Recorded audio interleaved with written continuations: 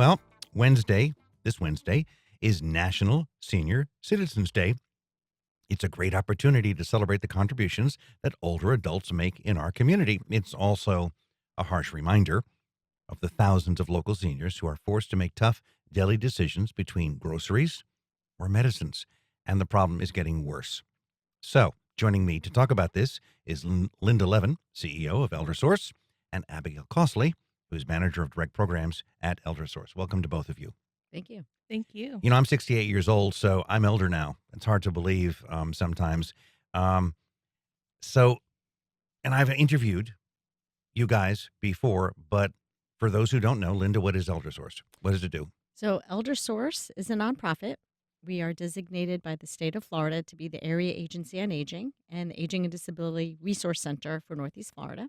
We cover 7 counties, and we help older adults and caregivers to live and age in their homes and community for as long as possible with independence and dignity by funding programs and services that help them to do that, and then managing those dollars and connecting people to the necessary resources. I've talked to you, for example, about scams that the elderly face. There's been some issues of late where I've spoken to ElderSource about them, and that's certainly an issue. But let's now get down to the nitty gritty. I have, as I told you before the show, had an issue where there was a brief period of time I made a mess up on my insurance and I had to hoard some pills.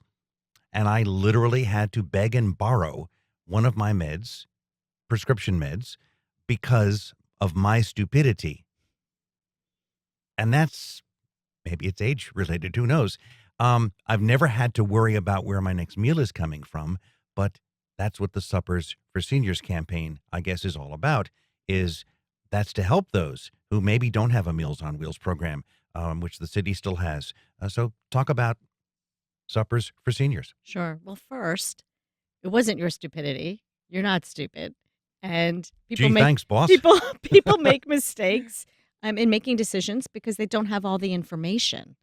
And that's not being age related either. It's just hard to understand. And we have a program who that helps that older adults understand their health benefits, and that's our Shine program.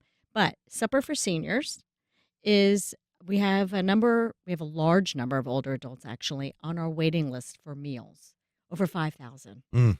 And they are making hard decisions, whether or not to pay for medications, to purchase food, to pay their bills, and anything we could do to help older adults manage those expenses, one of which is providing meals and food so that they can manage those other expenses that you mentioned. So, Abigail, what is this program? How does someone get involved? And then what do you do? So I actually oversee our direct programs at ElderSource. So one of those includes our EASE program, which is emergency assistance serving elders. And with this program, we do have older adults where something happens unexpected and maybe they're in a financial crisis. And with this program, we're able to provide them potentially we have in the past with meals. We've even done rent and utilities. And it's a good way to help them get back on their feet. If I'm facing a situation where it's a can of dog food, and I know that's not a joke, or maybe paying that phone bill, how do I get involved with a program that allows me to get supper? And you said there's a waiting list. Do I have to wait for that, or is there something immediate that can be done? So that's why we're doing Supper for Seniors, is to raise money so we can help those that are on the waiting list so that they can get food. And we're doing fundraising through working with restaurants where people could go and purchase meals. There's a schedule on our website, and we get a percentage from those restaurants. They could go to our website and make an online donation at myeldersource.org.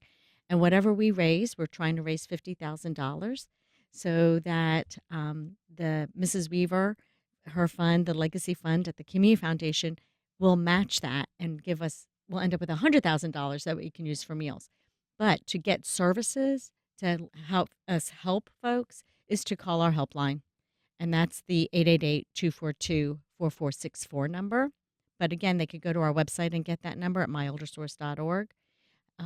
We will do an assessment, a telephone assessment that will look at their needs, whether it's meals or other services. If they could go to a senior center and get a congregate meal, or do they need meals in the home because they're frail and they're not driving? Or do they need other services? And often when they need one, they need other services, not just the Mm-hmm. one service. So that assessment will tell us that. There is a waiting list, but it's not based on how long you're on it, which is really important. It's based on your own assessment and your risk. So someone can be on there for a while, but someone can come on today and end up with getting services relatively quickly because it's individual, it's person centered. So, what I tell people is don't avoid calling us because you're afraid of the waiting list, because if you don't call us, you'll get nothing. But if you do call us, you have a good chance of getting something for us to help And you. what is that risk? Literally, that there's nothing left in the cupboard, there's nothing in the fridge. They're literally hunger pangs. So, it varies from person to person. It could be exactly what you described, it could be their ability to take care of themselves, their ability to afford care. Do they have a caregiver or no caregiver? Are they living alone? Are there mental health concerns that we need to worry about? And then even if there's a waiting list, our staff that are skilled and well trained, if we can't get them into services quickly, then we will help connect them to other resources in the community and advocate for them. And here we are, Abigail, talking about financial needs. That's where you step in. I mean, literally, they're at the end of the month. That Social Security check is gone. Um, that last donation from the family member who just doesn't want to help anymore is gone, and they're at wits' end. And so, what do they pick up the phone? Do they drive in? How? So the best way is to go through our helpline, that 888-242-4464 number. And I think what we see a lot in regards to what Linda was talking about, where you have to choose between either you have a meal tonight or you have a roof over your head. So that is something we're really seeing a lot this year actually is we have seniors calling in like, I have this much to pay for rent, but I only get XYZ amount in Social Security, so I can't afford to go get groceries. So that's where we can usually step in and we've bought groceries for people before or we can help them with the rent. And there are alternatives that maybe you don't want to do. If memory serves, our senior centers do have lunch programs. Mhm. There are food banks that many agencies have, and it's not just for that family that's unhoused. It's for anyone who provides a need. Arlington has it. Mandarin has it. I mean, it's hard to believe Mandarin. I used to think, wow, Mandarin. Um, uh, but so there are alternatives out there, and I'm sure that's part of what you guys are telling them is there are catch-alls. Yes, exactly. The EASE program that Abby is talking about, it's not an ongoing program. It's a one and done, but we try to resolve the underlying cause of their problem. And the part of that is connecting them to those other resources. So our helpline and our staff in EASE will refer people to those other places where they can get assistance. And we have many partners in the community that we work with to help get them connected to those resources. And it's a matter of being person centered and, wrap around. How can we help them with everything that they need? So what precisely does ease offer? I mean, are you given a voucher? Are you given instructions, directions? What? So currently, EASE is funded by two community foundations, the Dolores Bar Weaver and the Jim Moran Foundation. And with these grants, we specifically serve those that are having a one time crisis. So, one good example we come across is recently we saw a case where it was the time for her Social Security and her long term care to reinstate, but there was an issue in the processing. So she calls us and says, I don't have enough food for over the weekend and I could, I don't want to have to end up in the hospital. So in that situation, we knew it was a one-time thing and that she was working with ElderSource staff to get reinstated. So then we were able to provide her food because we knew, in a couple weeks she'll be fine and she'll have her benefits back and she could afford the food. And again, another common one we see, you end up going into the hospital, you have medical bills to pay. That's unexpected. You don't plan to go to the hospital. Um, and so maybe they can't afford their rent because they had to pay this bill.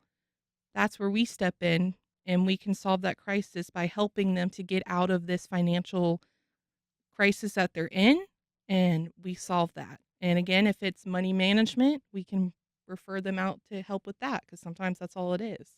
We've got a phone call. Charles on the west side. Charles, you're as young as I am at age 68. And what's your question? Good morning.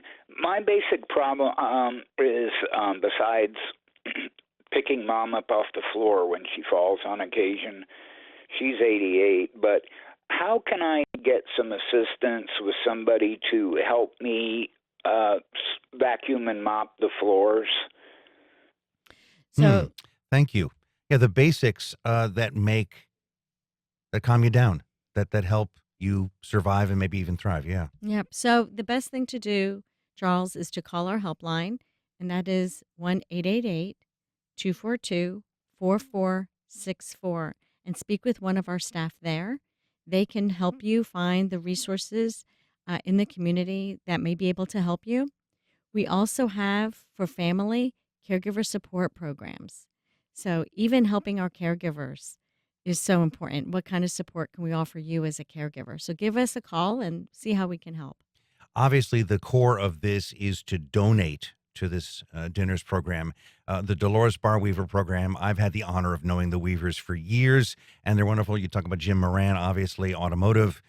Those are two agencies that have around, organizations that have been around for decades here helping, but they can't do everything. It seems like they do, but they can't. You've got to reach in, I guess, and help to get that match, right? We do. We do. We need to raise that 50,000, and then we'll get the matching grant from Mrs. Weaver, and we're so appreciative of the Weavers and the Morans for the help they offer.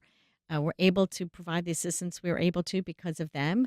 We can't help everybody, but we do help those most in need and those in a crisis. And but we do need the community. It's a community effort, so any help we can get would be great. As we wrap up here, who is most at risk? Is it a demographic group? Is it an age group? If you're 85, if you're 69 and Hispanic or African American, is there any in Jacksonville or in this area that's most at risk? Well, there's always disparities among populations, but really, it doesn't have to. It's not about that. It could be any age and any person. It's not necessarily age related. My mom is actually today's her birthday. She's turning 89 Happy today, birthday. and my dad is 92, and they live on their own and they're doing great.